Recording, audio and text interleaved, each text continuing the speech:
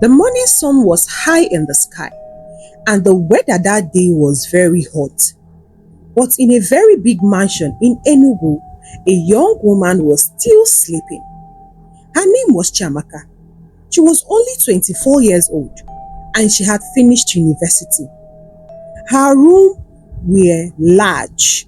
The walls were painted pink, and the father decorated it for her. Chamaka had all her belongings scattered everywhere. Her clothes on the bed, perfume bottles, makeup, everything scattered everywhere. Just then, her phone buzzed. It was a notification from TikTok. Chamaka stretched her hands, yawned, and grabbed the phone. She didn't even check the time. She didn't even pray her morning prayer. She just unlocked her phone and went straight to TikTok. She scrolled, but something made her to laugh out so loud. Ah, look at Uju. Hey, see, my own cousin Uju is selling roasted plantain by the roadside. Chai, and wow, poverty is bad though. See her hands black because of smoke. Her color is even changing. Hey, chai, imagine, after secondary school, see where life put her, turning plantain like a villager. Chai, God, forbid bad thing, oh. This kind of thing will never reach me. I can never leave this kind of luxury and just turn myself into a plantain roaster by the roadside. God forbid bad thing. She then went ahead and scrolled up again. This time, she saw her secondary school mates. Her name was Miriam, and Miriam was selling akara in front of her small kiosk. Customers lined up, waiting for her to finish frying. In fact, Miriam used TikTok to sell her business, and it has been moving for her back to back. Chamaka saw this and laughed so hard. She nearly dropped her phone. Ewo! So, this is what education is for. To end up frying akara, to fear akwa. So after Miriam finished university, so akara is what she saw to be doing. God, me, Chamaka, a graduate of economics, to be smelling of beans oil, never, God forbid. As she kept on scrolling, her laughter echoed in the big room, and that sound and noise attracted her mother. She then called her. Chamaka, are you awake or are you still sleeping? Mommy, I'm awake. Oh. Chamaka replied, not even moving an inch from where she was seated. Her mother gently opened the door and entered. She was carrying a basket of fabric, the same fabric she wanted to go and sew. The mother was a very beautiful seamstress. Even at her age, she still sews and makes money.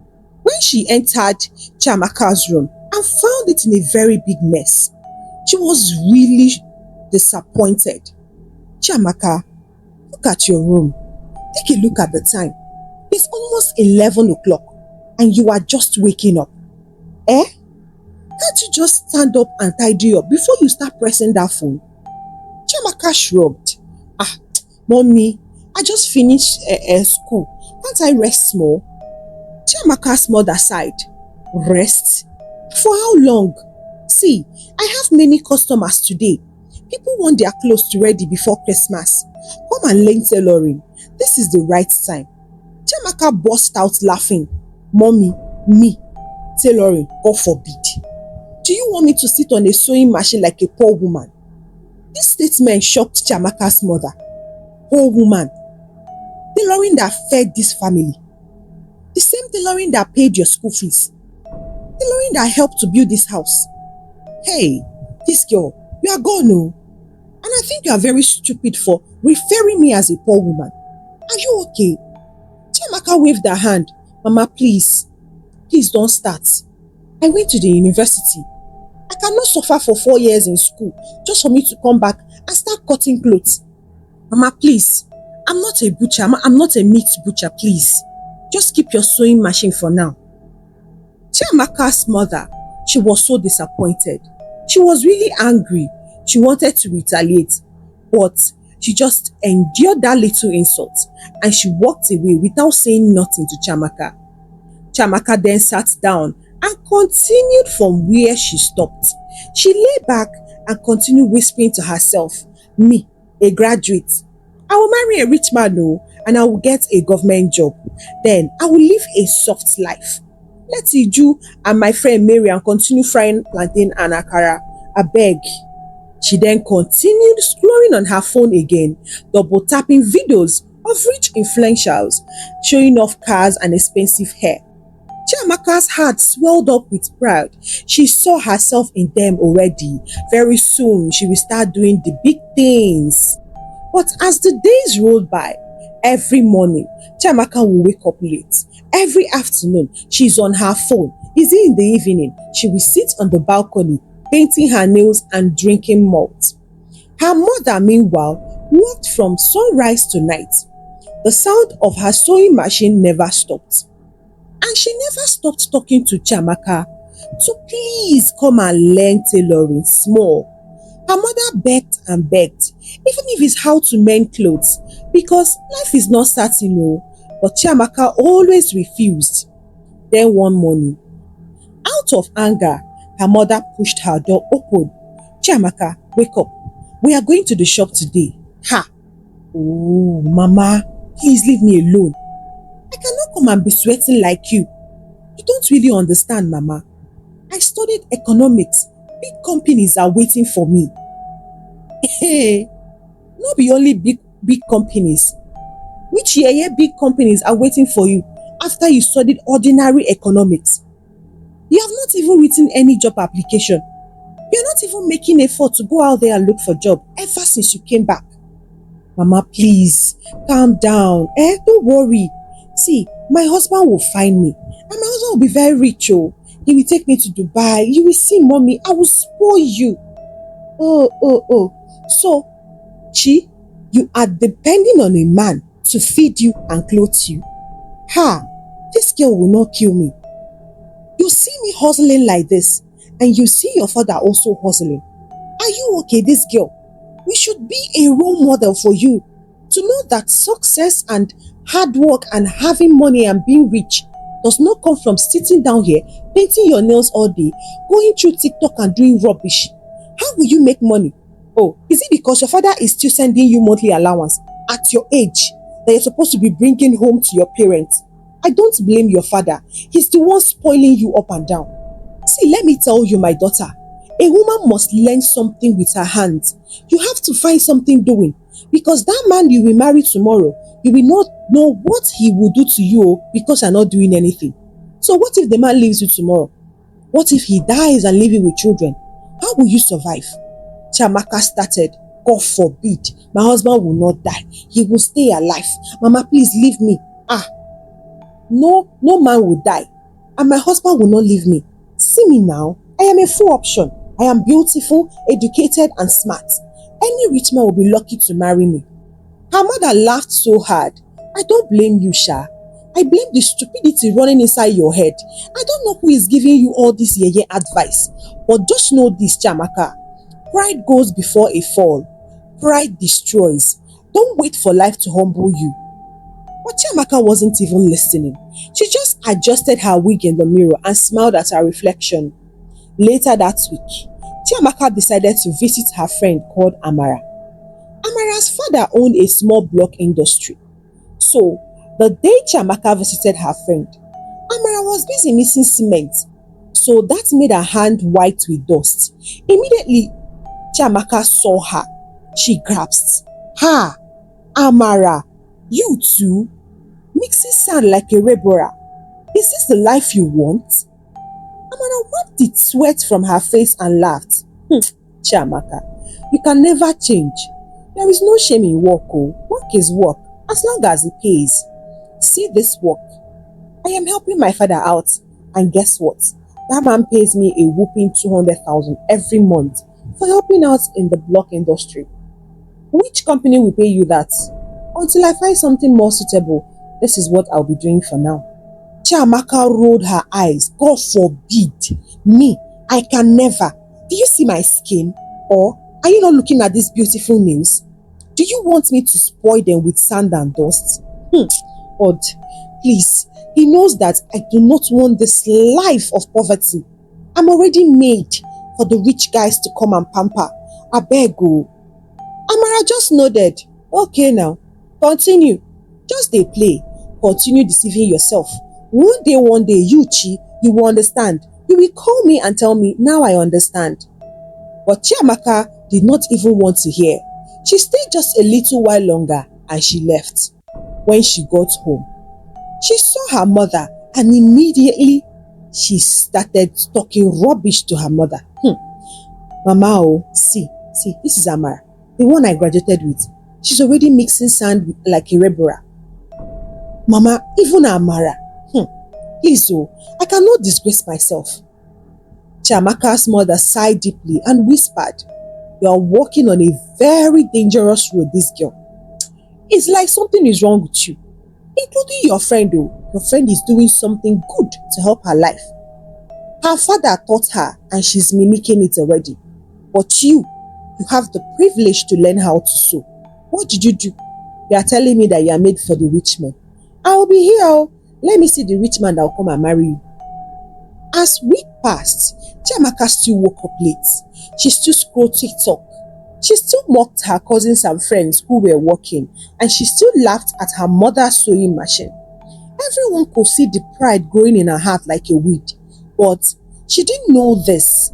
Life was really watching, and life has a way of teaching those a very big lesson, those who refuse to learn a very big lesson.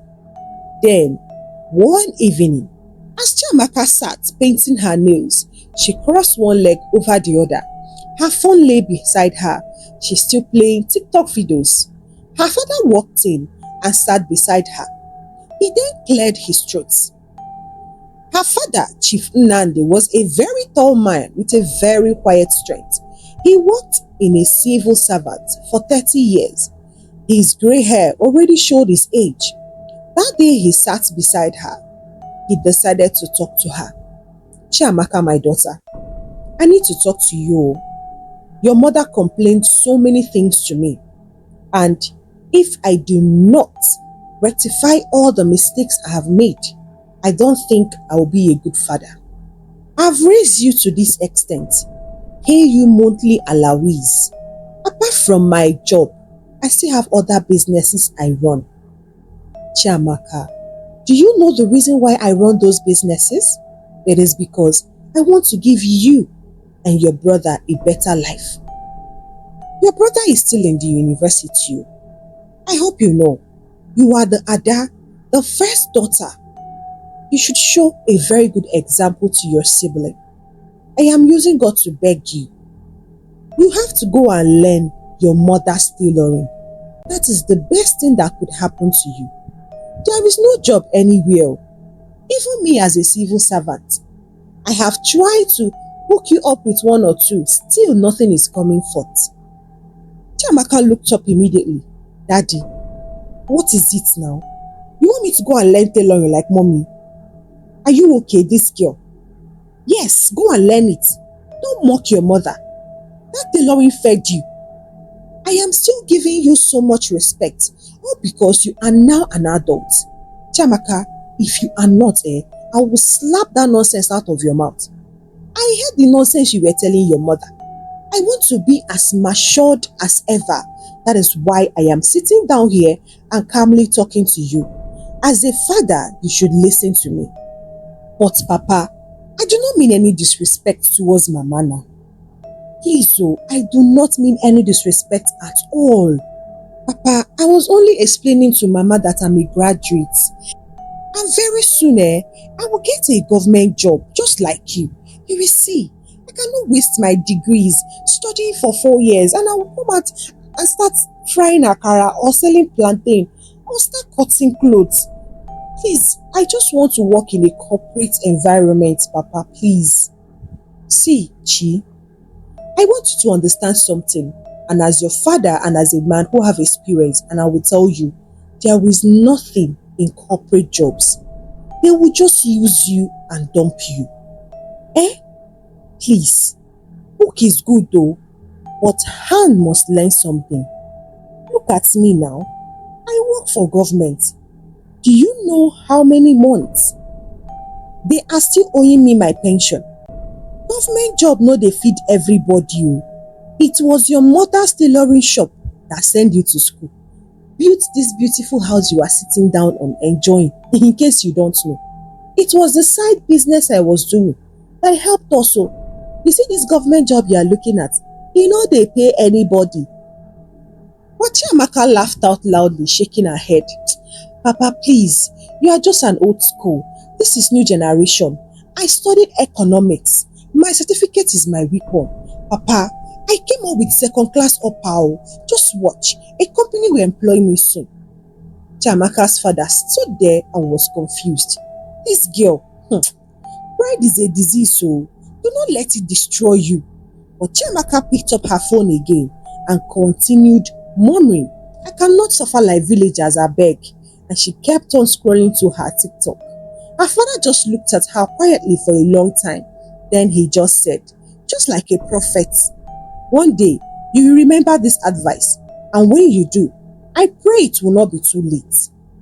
Chamaka did not call the advice anything. She thought her father was just being over dramatic. She didn't know that life was already waiting to teach her a very hard lesson. It did not take up to a month after Chamaka's father gave her that advice. The man fell sick.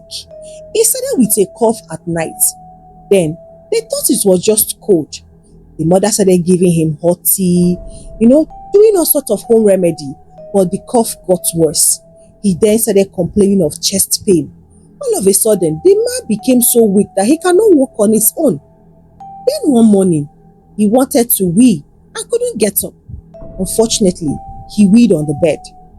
Then, Chamaka's father called his wife to please take him to the hospital because this is now beyond him.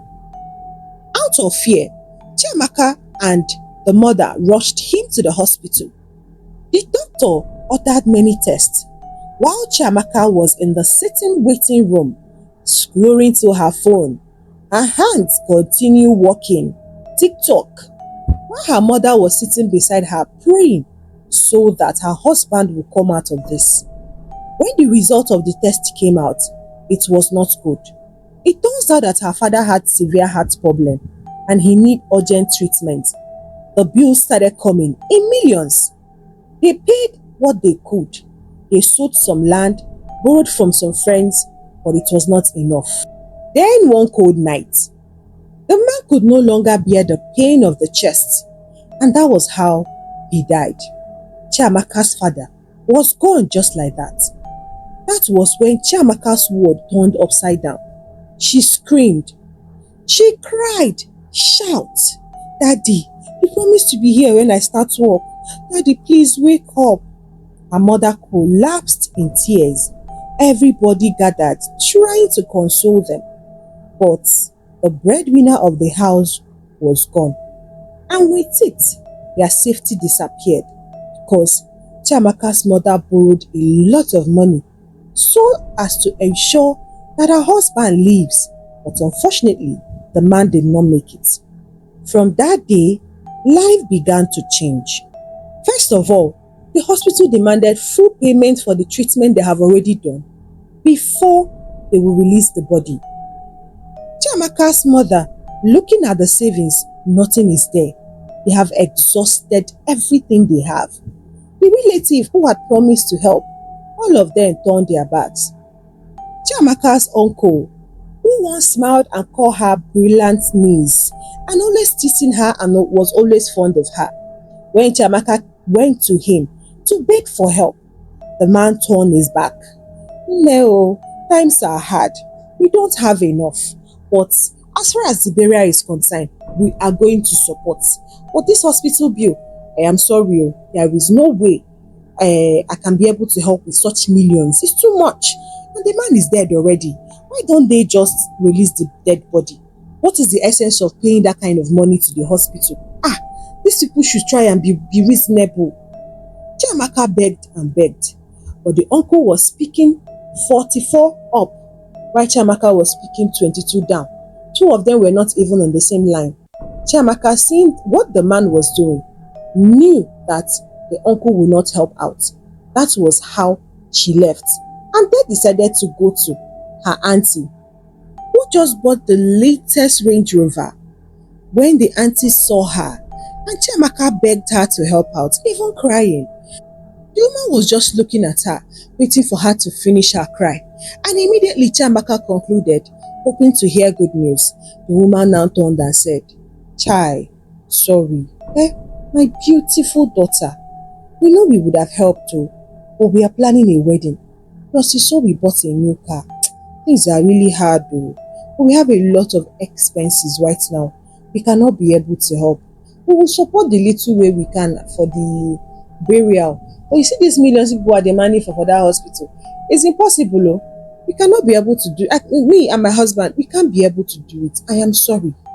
It was then Chamaka knew that life had already started teaching her a little lesson. Then, just 2 months after the father died, they have not been able to clear the bills. The man is still in the morgue at the hospital and they have refused to release his body since they are still owing. Then the landlord came and started banging on the door. "Madam, Mama Chamaka, where are you?" When Chamaka and the mother came out, they started pleading. "I beg landlord, please, I just lost my father and my mother lost her husband. The same person that have been paying your rent for years. Please, sir, please, give us just 1 year, extra 1 year. We are going to plan. I will look for job.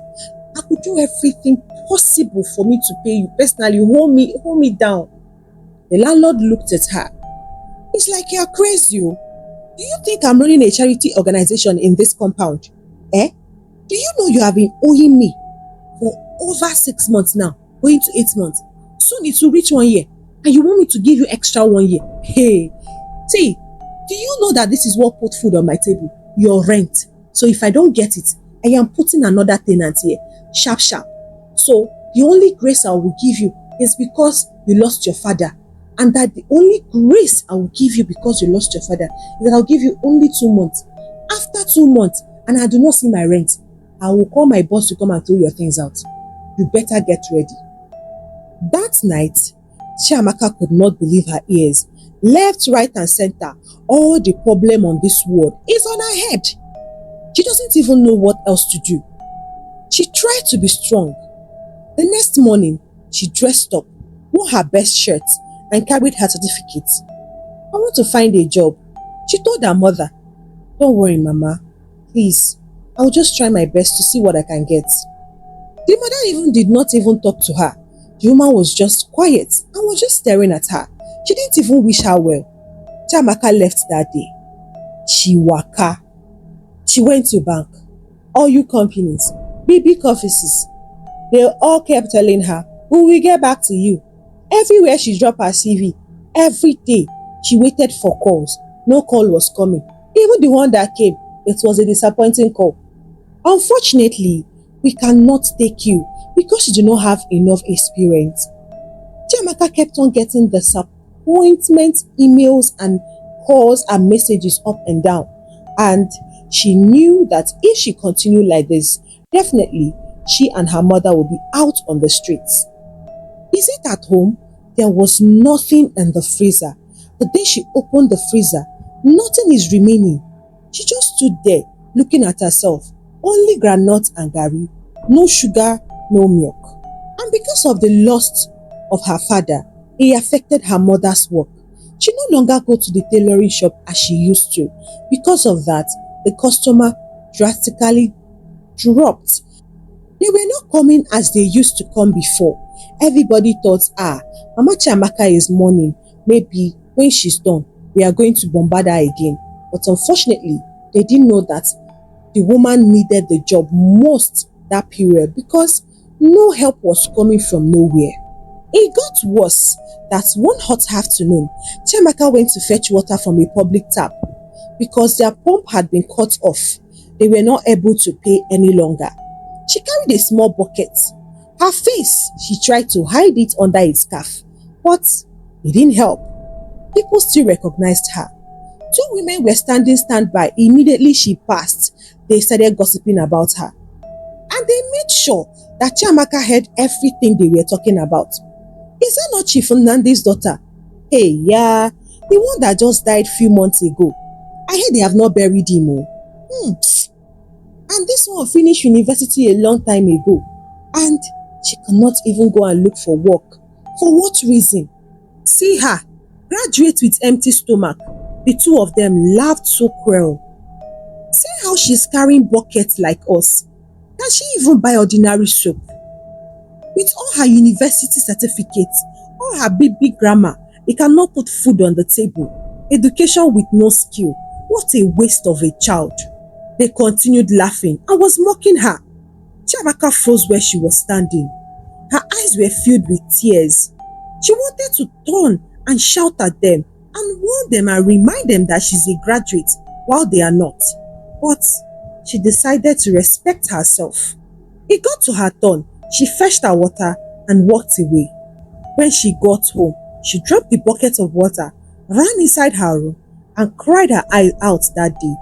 For the first time in her life, Chamaka felt shame, like fire burning her skin. She remembered her father's words. Book is good, but hand must learn something. Then, she remembered her mother's voice that kept on telling her, don't wait for life to humble you before you start doing something for yourself. Now, life had humbled her, and Chamaka had nothing left to hold on to. That night, Chamaka did not leave her room. The next morning, she was still on that same spot when her mother entered the room and saw her there. You cannot continue like this, so. Pride will not cook food. Work is not a shameful thing to do. I heard your cry. I heard your murmuring. You were mocked where you went to go and fetch water. I know that life will teach you what is not supposed to teach you. I just prayed and hoped that your father was just pranking us so that life would teach you a little lesson. But unfortunately, he had left us for good and you are now learning it the hard way. Those words even break Chamaka the more. She started crying. Mama, I'm sorry. Please, I am ready to do anything. Teach me how to sew. Let us go back to that shop.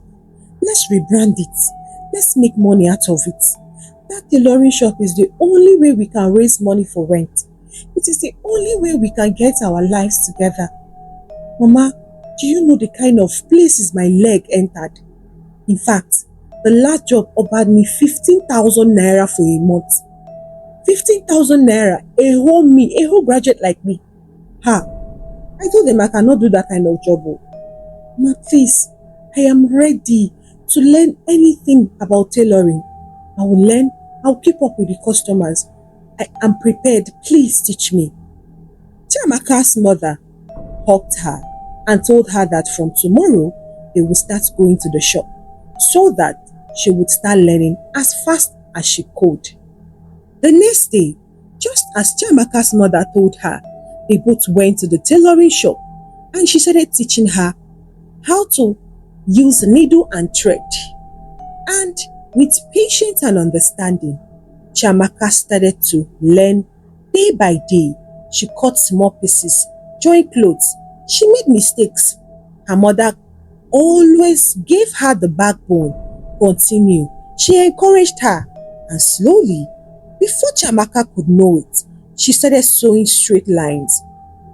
She started making simple skirts.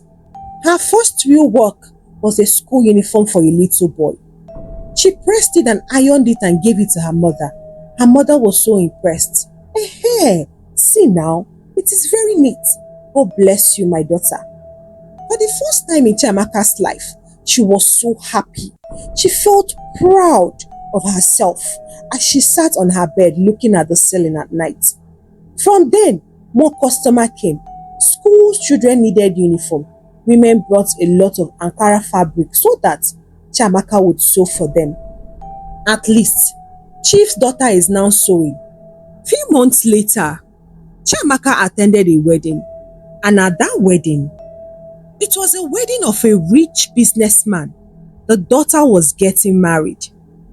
That day, The daughter, who is the bride, grabbed the microphone when the MC asked her to please appreciate the people that came for her wedding and what made her wedding stood out.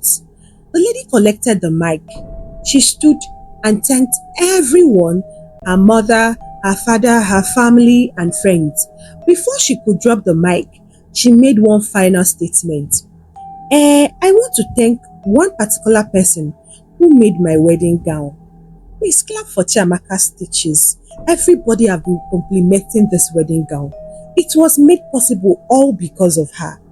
Everybody turned looking for who Chamaka was. When Chamaka stood, she was surprised that she called her though, so she was so happy. Everyone behind her was so shocked because few of the people there recognized her. Ah, Chamaka, the graduate who couldn't buy soap. She now makes gown? Wow. In that moment, Chamaka felt very proud of herself. She felt her chest swelled up. It was not the old proud. It was the joy that comes from hard work. She smiled all throughout. For the first time, she felt recognized. She felt truly alive.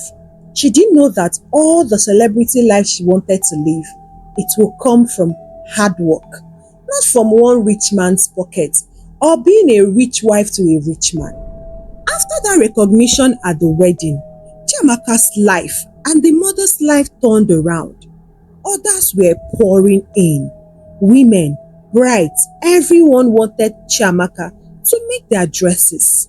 Even Chamaka's mother's small shop could no longer contain them. She had to rent a bigger place. And soon enough, apprentices left, right and center. Everyone wanted to learn from Chamaka's stitches. And boys too, they were not left out. And Chamaka taught them with patience, the same way her mother taught her. Every day in that shop was full of laughter, chatter and the sound of machines. With enough savings, soon enough, Chamaka bought a second-hand car. The first person she presented that car to was her mother. But before then, Chamaka had to pay off her father's debt at the hospital, and they finally buried him. When she bought that second-hand car, her mother was so proud of her. She looked at her with tears in her eyes. "Chai, my daughter, see you now. From a lazy girl to a big businesswoman. Your father would be so proud." Chamaka held her mother's hand. "Mama, thank you so much for not giving up on me.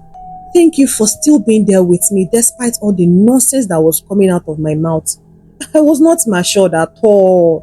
I was just speaking out of ignorance. Thank you, Mama. I truly appreciate you." Chamaka's business name spread far and wide, and people came from other towns just to make sure Chamaka sews her clothes. And the lesson Chamaka learned, she made sure she transferred it to her apprentice. She would always tell them, education is a crown, a very big crown. Wear it with pride. But crown without food is useless. Hands must learn something. Skills put food on the table. Never look down on any work. Pride never pays bills.